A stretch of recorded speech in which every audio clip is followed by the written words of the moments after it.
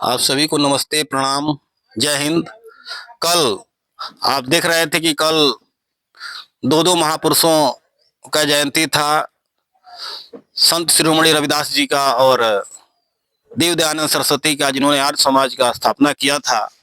और वह एक महान क्रांतिकारी थे। 1857 की क्रांति की जो नींव रखी स्वामी देव दयानंद सरस्वती ने, वह भी एक इतिहास है। और कल रविदास जी की जयंती पूरे देश में मनाई गई, अलग अलग संगठनों द्वारा भी मनाई गई। तो वास्तव में हम महापुरुषों को किसी जाति मजहब में न बांटे तो अच्छा रहेगा, क्योंकि वह व्यक्ति नहीं, वो विचारधारा होता है। उन विचारों को हम आत्मसात करें तो राष्ट्र का भी कल्याण होगा और मेरा भी कल्याण होगा। अगर हम महापुरुषों को अलग अलग बांट करके, अलग अलग जातियों में, अलग अलग धर्मों में बांट करके करेंगे तो इससे गृह युद्ध जैसी संभावना पैदा हो सकती है। तो यह महापुरुष सब जाति के होते हैं, सब धर्म के होते हैं। इस भाव चेतना से अगर माने तो उनके उपदेशों को हम आत्मसात करें तो मेरा जीवन बदल सकता है।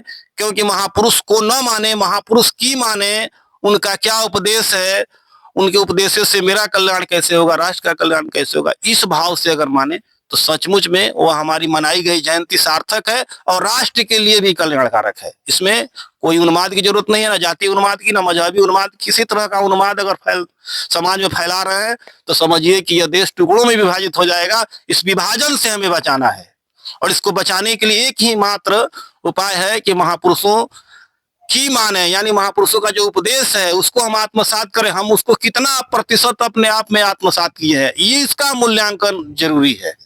तो एक नया उपदेश, एक नया प्रेरणा हमारे जीवन की दिशा और दशा को बदल सकता है। महापुरुष कोई भी महापुरुष प्रतीकात्मक रूप से हमारे आदर्श होते हैं और सच्चे अर्थों में उनके उपदेश को हम आत्मसात करेंगे तो राष्ट्र का भी कल्याण होगा, मेरा भी कल्याण होगा।